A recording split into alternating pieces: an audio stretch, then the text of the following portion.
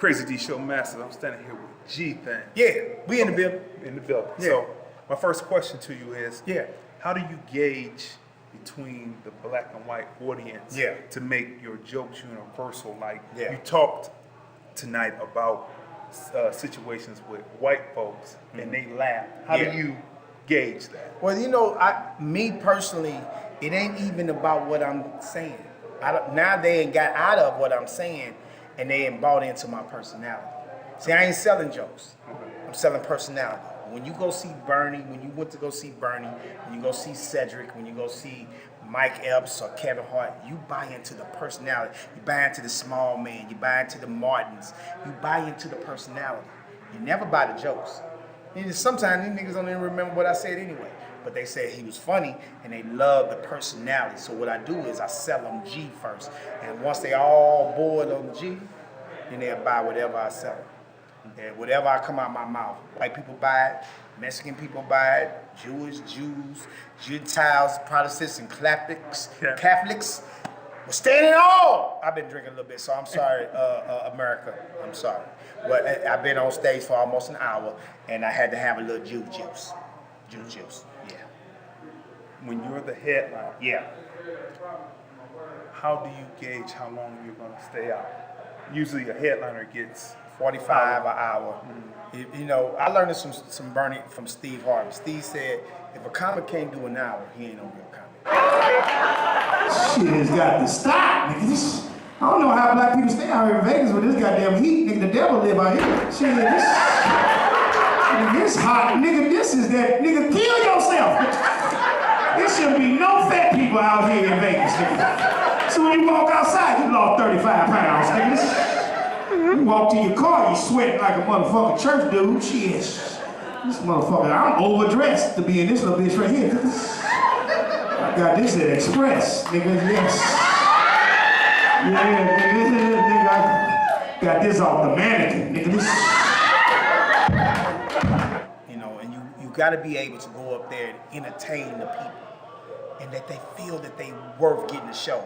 When people don't leave, when you don't see people walking out the audience, they got a show.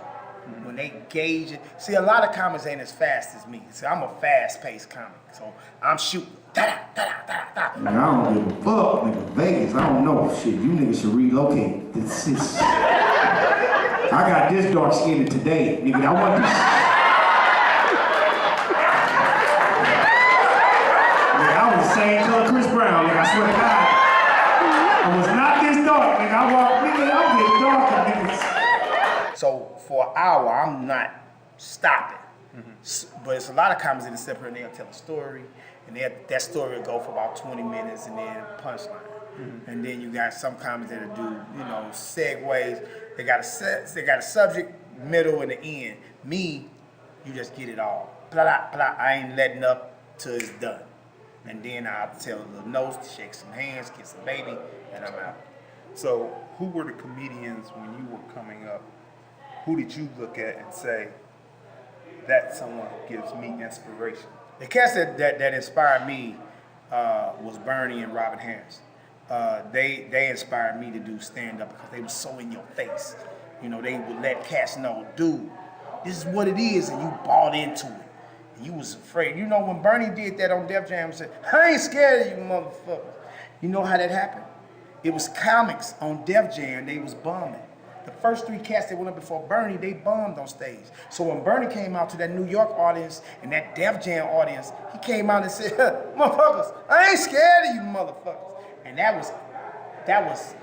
was big in his set. And that's got the audience to going crazy because Bernie, coming from Chicago, the nigga had on pants with his face on it and all that. And that was a comedy within itself. But when he came out and told them niggas in New York, I ain't scared of you motherfuckers, he kicked it off. He was in your face, and right there, legend was born. But my man that promoted the show, the nigga good dude. I fucks with him. Yes, I fucks with him. The nigga picked me up, nigga. The car didn't have no air conditioning, nigga. Nigga, my back sweating, motherfucker. I swear to God, I felt like I was 12 years a slave, nigga. I thought I was a slave. Hollywood. Yeah. Is it fair and tell the up and coming comics people who want to do this how much heart you have to keep on persevering. Oh my God. I mean, you can't never, I always say this, and I tweet, and I Instagram, and I Facebook this. I always say, if God wake you up in the morning to continue your dream and your hustle, you win it. If God wake you up in the morning to continue your dreams and your hustle, you win it. Never stop this. Never stop your dream. To anybody that's out there listening and hearing my voice, never stop your dream. And I've been in this game for a long time. And I ain't made some money in this game, but am I where I want to be?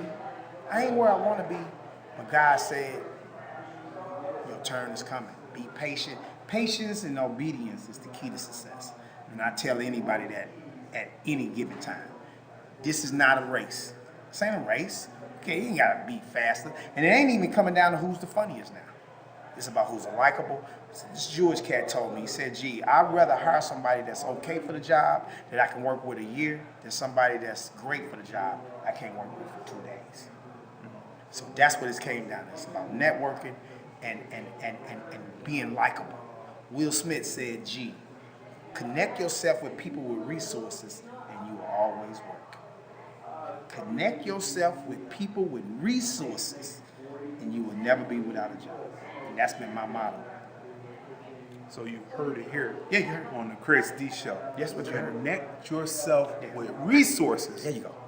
And you will always work. Always work. You always work. From G-Thang. So that's it. The Crazy D Show. That's what we're doing. It's Crazy D Show, baby.